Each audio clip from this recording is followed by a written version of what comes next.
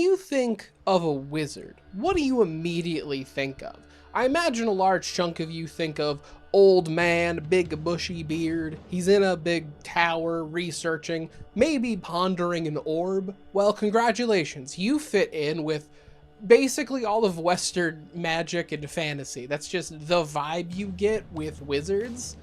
And what if I was to tell you, it's not because of the normal traditions of storytelling and how they adapt and how tropes kind of warp their way through societies. What if instead I told you it's because there's a secret society of wizards all trying to build this image of themselves into our world? Well, that's what it is in Mage the Ascension, because today we're talking about the most wizardly of wizards, the Order of Hermes, the group that will ring true for the vast majority of you from like the United States, the UK, Canada. Shout out to the 1% of Brazilian viewers, by the way. That's not even a point that like Brazil has a different image of a mage. I actually have zero clue if that is the case. It's just like the biggest following I have in my audience that isn't from like North America and Europe. The Order of Hermes are the biggest of the 9 traditions. They have the most influence, power, and wealth, and I think they're the most familiar for everyone watching trying to get an understanding of Mage the Ascension. And genuinely, they're very interesting because they are hermetic mages, which hermeticism is a real concept in our world, and this is another excuse for me to talk about esoteric bullshit I like talking about. Little fun factoid, I guess, about my real life. I went to college for film production. I know, don't clap, an art degree, how useful. If I didn't go into film production, I would have gone into religious studies focusing on esotericism and mysticism, because I find it really, really interesting. The Order of Hermes are hermetic mages, like the name implies. Which, what is hermeticism for the people that don't know? And I don't blame you if you don't know. It is a large concept with a lot of context. I will break it down as simply as I can, but it is a simplified version. Just keep that in your head. Hermeticism is the pursuit of understanding the dichotomy in the relationship between the universe and the self. And this is done through a just general philosophy, kind of attaching it to a lot of religious concepts and like a physical practice. Hermeticism is really, really wide-ranging and permeates a lot of culture. This is all based off of the writings in the Hermetica, as claimed to be written by Hermes Trismegistus, who is a fusion between Thoth and Hermes.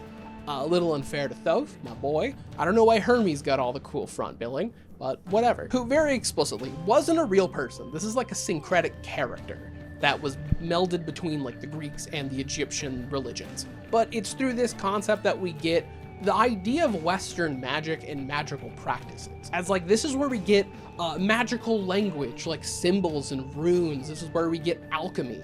This is where we have the idea of even doing a ritual. All that comes down through hermeticism. That's hermetic magic. You've also heard variants of this in your day-to-day life. Do you know the phrase, as above, so below? That's not the full quote. Here it is, like from Latin. It is literally that dichotomy of the universe and the self. That's what this means, which, funnily enough, this is the typical symbol that's used for as above, so below. I wonder what the cover art of Mage the Ascension is. Does that look familiar? God, I love my job. Hobby. It's not a job yet. Subscribe to the channel if you want it to be my job. But back to Mage the Ascension. The Order of Hermes, Hermetics, which they actually got their start, similar to Hermetics in our world, in Egypt. Specifically with, I'm very sorry about this, 2 Phoenician mages, awakened ones, known as Djouadi and Sasheta. They traveled over to Egypt and they got their start. Typical wizard shit in ancient worlds. They became these like heavenly figures almost. They were deified and they did a lot of things, which those names, unfamiliar. I don't blame you. You might recognize them for the names they were later given, that being Thoth and Sashat. They also built the pyramids. I just want to say, they built the pyramids, they invented writing. That's these 2 mages. It's from these original wizards that the concept of hermeticism in the true magic sense came from, which this also was later developed even harder by another prominent figure, that being King Solomon. Man, if I had a nickel for every time I had to bring up King Solomon's esoteric background, which I'm not going to get into super detail. If you actually want to learn more about King Solomon, go watch my Trench Crusade video. Go watch this one. But King Solomon was an archmage, which what that means in World of Darkness terms.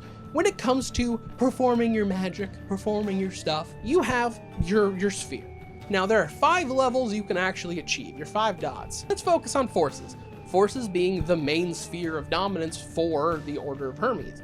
Now, at level 1, that's basically sensing the energy. You are aware that this sphere exists and you can like see it happening, you can sense it. When it comes to 5, that's like full influence of it. You control this shit. As in, you can summon a tornado or ignite the air. Forces goes nuts, and it's where you go if you want to cast Fireball. But level 5, as you can see, pretty crazy. What an Archmage is that somebody who gets to level 6. You haven't just mastered it, you control it. You dominate this sphere, which is largely the main theme of the Order of Hermes. They are will shapers, which magic in World of Darkness, like true magic with a K, is quite literally reality bending. And everyone chooses a different methodology and philosophy when it comes to it. The Order of Hermes is purely in that lens of, no, I control the universe. It does what I say when I want it to. There is none of that, let's embrace the world, let's become in sync with nature and the universe. Nah, I'm making a firestorm. Even though these figures are like the origin of the Order of Hermes, the actual order itself as a collection didn't start until the 700s in Germany. Shout out to the 2% of my German audience. These mages gathered around in Germany, realizing, we all like the same thing, magical knowledge and ancient wisdom. What if we worked together and conglomerated our information? Crazy concept.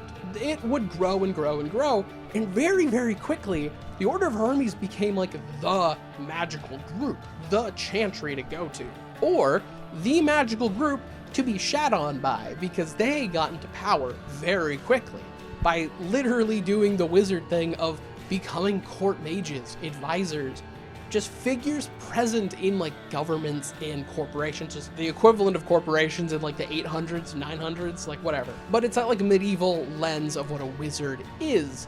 And they use this power to really shit on every mage group that didn't agree with them fully.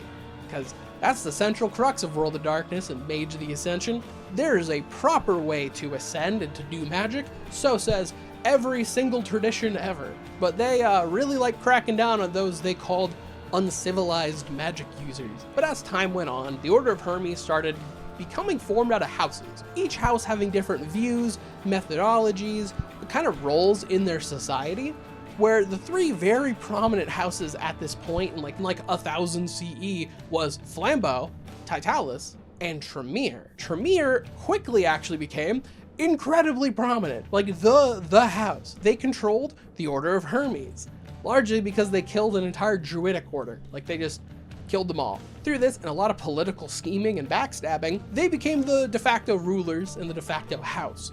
But their magic started being really funky. Really, really weird during the Schism War, as it was called. And it was really annoying because their like immortality magic wasn't working, to where Lord Tremere, he wanted a way around this. And if you want to understand this history, you should go watch my Tremere video. Because, they became vampires. Speeding up a good bit, though, in their timeline. The Order of Hermes did not stay on top for very long. They had the biggest target on their backs. And, due to their methodologies and philosophies, a funny little group started growing out of their ranks. That being the Order of Reason, or the Technocracy, who really started to gain a lot of prevalence and a lot of traction. This scared the Order of Hermes very badly, because now they were being pushed out of all their political dominance. All those like key spots they filled, technocrats were now there. So instead, they shifted to secret societies. One of the big groups that they're behind is the Freemasons, to where all these like secret societies and clubs, those are Order of Hermes hermetic mages, or at least funded by them. This is a way to keep some form of prominence. It is literally not a joke. The reason we have the image of like the mage as a concept that's the Order of Hermes style mage, they do a lot of work to keep this in public light. Since like this isn't a vampire thing, the Order of Hermes and the traditions as a whole do want to return to the golden age of just magic and being awakened, where magic was a thing you didn't have to hide at all. That's more modern once we started really defaulting into like order and reason and science. Much like every World of Darkness faction though, they're not without their major blemishes. World War II hit, and the Order of Hermes decided to become real friendly with the Nazis. They supported the Axis side in the war as like a faction. And this is based off of the fact that the Nazis were really esoteric. Like they had a lot of weird esoteric bullshit inside of their groups. This is actually a real thing. If you want to go down the rabbit hole, the one that isn't like sensationalized, because it gets a little weird of like Hitler was performing magic. No, it was all like pseudo archaeology and like the concept of an ancient Aryan, not alien, though they are very similar and have largely the same origins. In World of Darkness though, the Nazis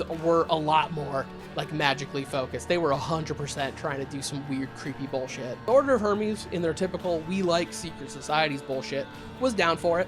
The only reason they broke away and actually started fighting against the Nazis wasn't because, you know, the things they were doing. It's actually because the Nefandi were in like the Nazi ranks, and yeah, their influence was going throughout all of it, all of World War II. It's a whole thing. World War II in the World of Darkness gets really weird and really interesting. I think it's interesting, but to actually go to modern day, the Order of Hermes is still like the most prominent of the 9 traditions.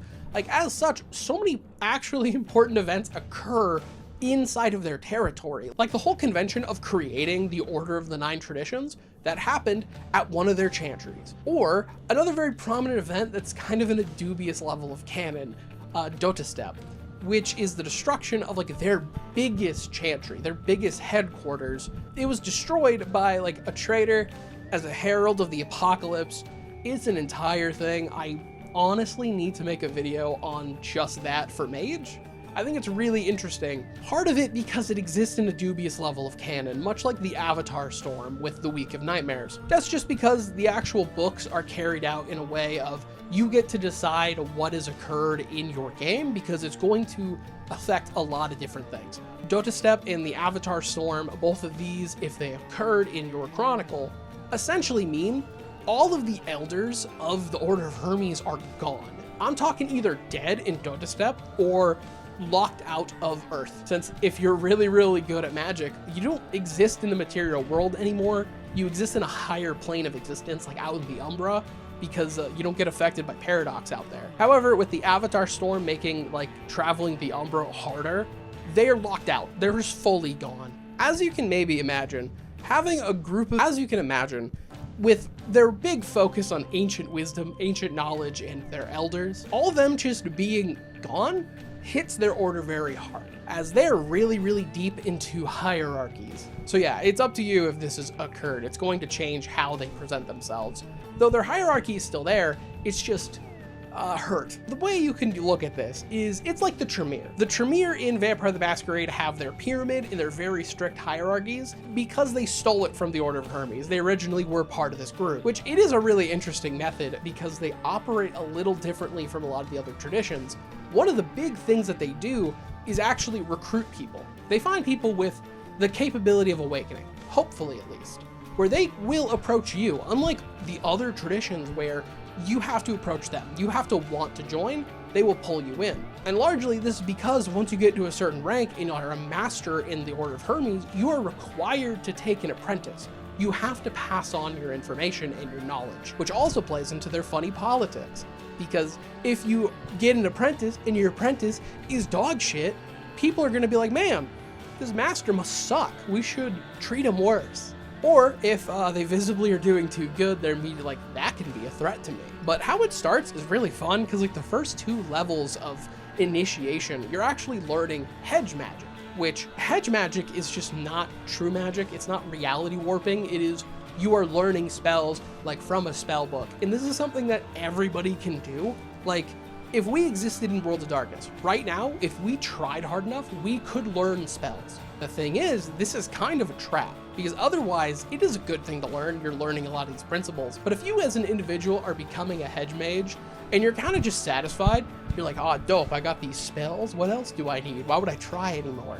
You're done. You're not gonna do anything in this order. They want people who want power. They want the knowledge. They want to find the truth of the universe. That is somebody who does not embody the concept of shaping the universe to your will. In this entire education process, you're being overloaded with magical work. They're throwing everything at you, throwing concepts at you, and you're being just overwhelmed for years because they're trying to force you to awaken, which does happen. All of this, like, eventually something is going to click and you're going to awaken to that fact that the universe isn't real. And with enough effort, eventually you can become a full member of the order. And you have a bunch of rules you have to follow because they are pretty strict on that, with a caveat. The rules are pretty simple. It's like, don't murder your fellow brothers, don't betray them, don't spy on them, don't steal their information, don't collaborate with demons or the undead, don't do all these shady things. However, it's not a crime if you don't get caught, is the philosophy of the Order of Hermes. They like people who will go full into that, like the ends justify the means. You will do anything for the information. Just don't get caught. Like a lot of hermetic mages do just straight up do demonic magic. It's super frowned upon, but no one cares as long as they don't see you do it. But yeah, that's the Order of Hermes. There's like a lot of little details that are very fun. Like the fact that they have like the biggest claim to Merlin as like the guy being real and being part of their order. Who knows? A bunch of other traditions have that exact same claim. But yeah, they're fun. And like, there's so many other fun factions in Mage the Ascension. I will talk about them in the future. It's very fun to dig through all of this. So yeah, that's it. I want to shout out my channel members who make all these videos possible. And a major shout out to my top tier channel members, Ultra Mega Jesus, Robbie Beckmeyer, and Czar Shadow. Absolute legends, all of you. But yeah, that's it. See ya.